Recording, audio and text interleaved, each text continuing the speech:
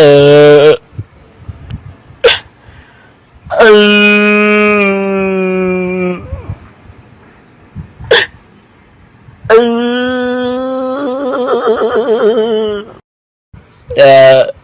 uh,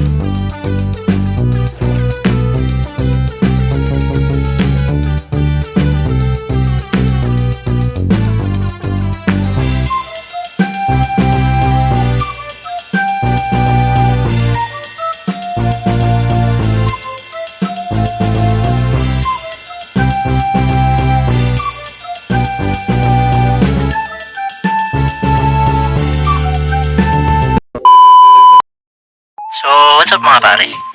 Kung mapapansin nyo, wala tayo sa Hakaraf ngayon, ay technically nasa Hakaraf pa din pala tayo. Pero Beta World. Ito yung buong bibig ko na Beta World namin na nilaruan namin nung pandemic ng halos 1.5 years or mga 2 years siguro. Kasi nga wala kaming magawa nung pandemic, so nagkayaan kami na gumawa ng world na kagaya sa Katakrap. So ayun, and the rest is history na. Hindi ito yung mismong world namin dahil sa cellphone nyo na world, but buti na lang nakagawa ako ng export world nito, kaya pwede ko siya ma-download. So ayun, kung gusto nyo man ng world tour ng world namin na to, is i-comment nyo lang dyan sa baba. But actually, iyawan dito kasi gusto ko ibawi ang dating ako. Kasi look at that shit. Ewan ko kung ano yan, pero Hokage Palace namin yan noon. Ewan, basta masaya kami dyan. Maganda na yan para sa akin noon, Perds. Pero to be fair, kakabalik ko lang rin kasi yan sa Minecraft nung ginawa ko yan. Kinakapa ko pa ulit ang creativity ko that time. Kaya, ano naman yung na-build ko na yan, nice try lang, pass me. Kaya ang plano ko today is i-recreate ito at mas pagandahin pa na Hokage Palace. Na meron kagaya nitong community chest area, community pantry pa tawag namin dito noon. So, yeah. Tapos, kung makikita naman natin dito sa loob ooh, look at that quality interior design! Parang sa mga TikTok memes lang My attacks have no effect on you. Who decided that? Tignan nyo naman kung anong pinagagawa ko noon, no? But, it doesn't matter. Mukhang masaya naman ako noon sa mga pinagagawa ko sa buhay ko. At, yun naman ang mahalaga, di ba? Good job!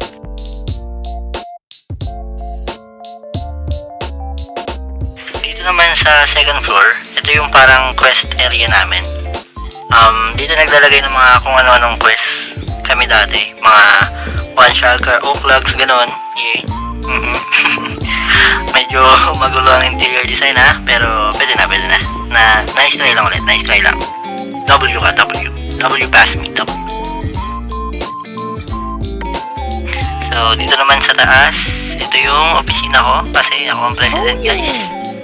Lagi naman kasi bida-bida ako. At look at this wonderful interior design na naman. Grabe.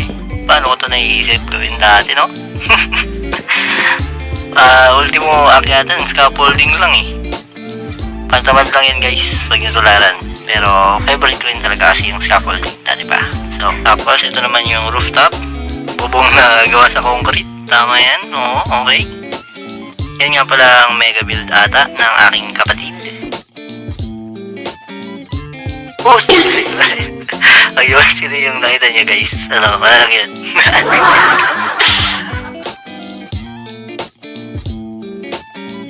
Wala yun, pinaglaro lang kayo naman tayo guys. Wala lang yan, yung sino yan.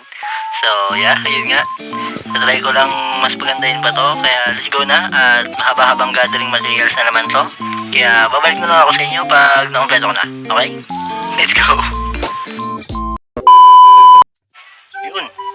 Finally, after ng pagkahaba-haba kong grind ng materials, at saka pagbawi ko na rin sa armor ko na to, ay nakolekta ko na din lahat ng kakailanganin kong materials para sa i-build kong Hokage Palace or yung magiging mismong spawn namin this season. Dito ko nga pala muna nilagay yung pansamantala naming shopping district kasi wala pa kaming paglalagyan ng mga builds ng shop namin kaya dyan ko muna yan. Ayan o, temporary siya muna. At saka, ayan nga pala si Ibong Smith. Sobrang pogi, syempre. At ito naman yung project na atupagin natin ngayon. Tapos, ito yung mga materials. Tsaka, salamat nga pala sa ibang members namin na tumulong kalbuhin yung mangrove swamp. At ito pa yung mga ibang materials na inipon ko. Pero paano ko nga ba i-build yung Hokage Palace? Ay nako, sinasabi ko sa inyo, napakadali lang dito guys. Una, akit ka lang dito.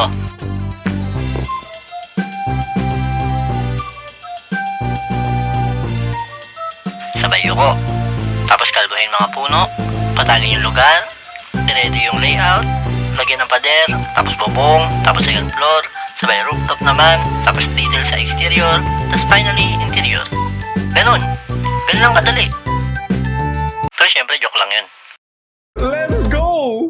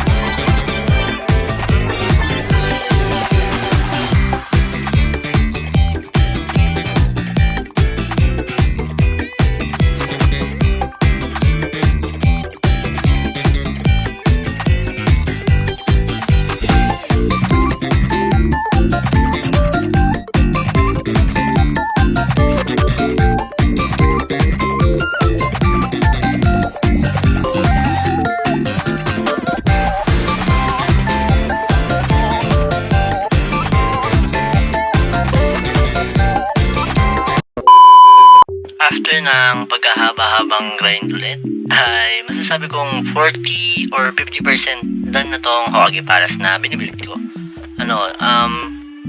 Interior na lang ang kulang, tapos kung ano-ano pang kabalbalan na ipaglalagay ko dyan. Tapos, yun. Ginawa ko din tong madaming daanan para, gusto ko lang, para madali makalabas. Tapos, naglagay din ako ng mga bed para makatulog agad yung mga members pag gabi. Sabay, nagkalat din ako ng mga crafting table at saka e-chest para mas madali ang buhay nila. Mga basic needs sa survival.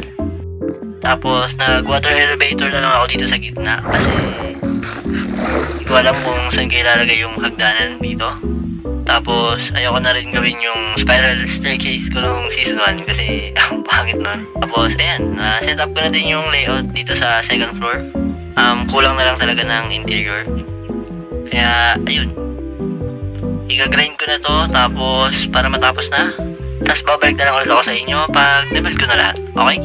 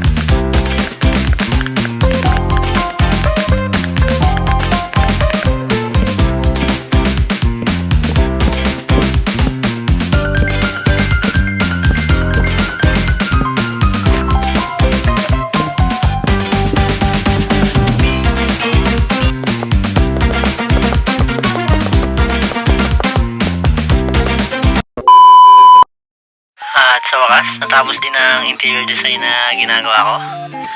Teka lang. Nakakapagod pala mag-edit ng ganun. Akala ko madali lang yun. But, anyways, masasabi kong mga 85% na tong build ko na to. At saka, kung makikita nyo naman, naglagay lang ako ng kung ano-ano dito sa loob. Nagkalat lang ako ng madaming bed, tsaka crafting table, pati mga ender chest. Tapos, itong mga sign na di ko alam kung anong ilalagay ko dyan. Pero, okay na yan.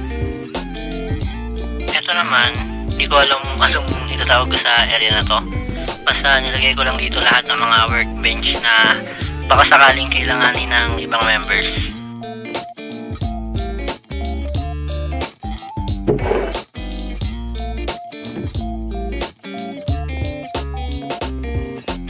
Tapos, naglagay din ako ng medyo may kaekikan na enchantment table dito.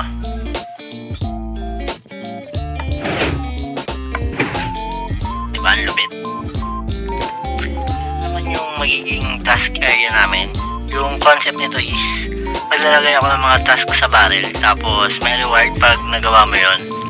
Tapos, pwede din yung ibang member magpa-task. Tapos, babayaran nila yung gagawa. Parang kagaya dun sa kain-tain ng kada club sa season 4 nila. Pero, mas simple lang yung build ko. Siyempre, di pa tayo tatag sa kanila. Ito nga pala si Bangkay, guys. Tapos, yan. Ito naman, hindi ko din alam anong tatawag ko dito. Pero, andito yung mga batas namin. Tapos, gumawa din ako dito ng parang review something.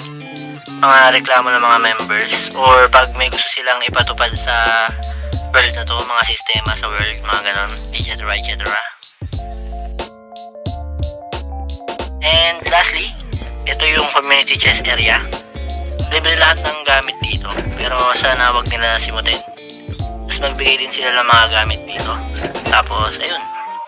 Yun nga pala yung mga copper golem na medyo tumutulong lang kasi minsan nanggugulo rin sila ng items. Tapos ito, naglagay ako ng madaming daanan para mabilis makalabas.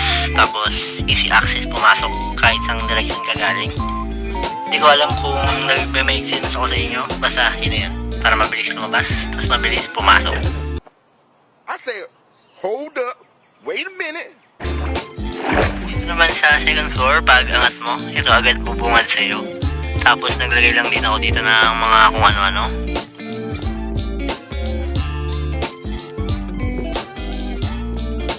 Ito naman yung map area. Ang bala ko dito, ilagay yung mga map layout ng base namin. Tapos, syempre, yung mismong map ng Spawn Island.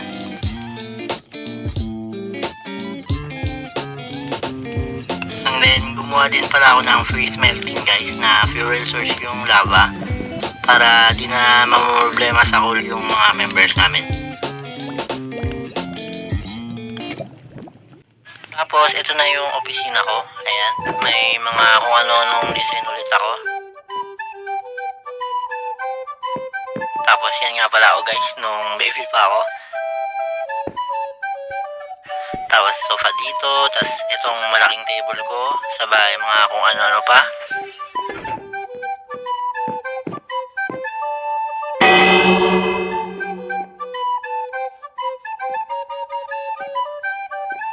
At saka maglalagay ako dito ng banner na may nakalagay na President. Ito naman, maglalagay ako ng mga kung ano-ano, mga obtainable something at mga achievements, mga ender egg, ender dragon egg pala, mga wither head, beacon, tas ewan ko kung ano pa. Basta, maglalagay ako dyan ng mga parang achievement something. Yun. Tapos, ito naman yung meeting area namin. Hindi ko pa alam ano ilalagay dito. Tapos, dito kami mismo mag-meeting pag may mga kailangan pag-usapan. Akala ko talaga eh. Tapos, ito, mga kung ano pa. Dito naman, unfinished pa to kasi hindi ko alam ano ilalagay ko dyan. Kaya, ayun. Pero siguro, gagawin ko na lang tong office ng mga iba pang officer, mga ganun. Tapos, dito naman sa rooftop. Dito yung tambayan namin. Kunwari gusto mo lang mag-AFK, safe dito. O kaya gusto mo lumanghap ng sariwang hangin, pwede din. Tapos pwede din dito ka na lumipad pag nagmamadali ka. Tapos ayun, tanong mo din dito lahat. yung boxing arena na ginawa ko, tapos yung libingan ng isang member namin daw, tapos yung mga shops, kita mo dito. Hindi ko pa makalimutan, ito nga pala yung kwarto ng president, which is ako, syempre. Mga kung ano-ano lang ulit na design dito, tapos itong bed ko na malupit, tingnan mo, angas.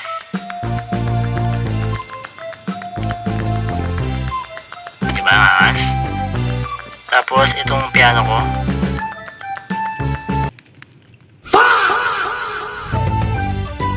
Anyways, dito naman ako nagbibisi-bisihan. Kunwari, mga paperwork stuff, gano'n. Yan, yun lang naman. Putik. Di ko na malayan, sobrang haba na pala ng episode na to. Sana may manood pa nito kahit napakahaba. Pero kung umabot ka man dito, ay maraming salamat sa'yo pare or mare. Solid ka. Hindi ko na ulit gagawin yung cut edit na yun. But anyways, salamat ang madami. Sana na-enjoy mo naman yung haba ng video na to. At di ko na sayang yung oras mo. Tatry ko pa ulit gumawa ng isa pang episode bago ako magkaroon ng klase. So, ayun. Dito ko na ito tatapusin at magkita-kita na lang tayo ulit next episode, mga parts. Maraming salamat. At hanggang sa muli, mag-ingat palagi. Bye-bye!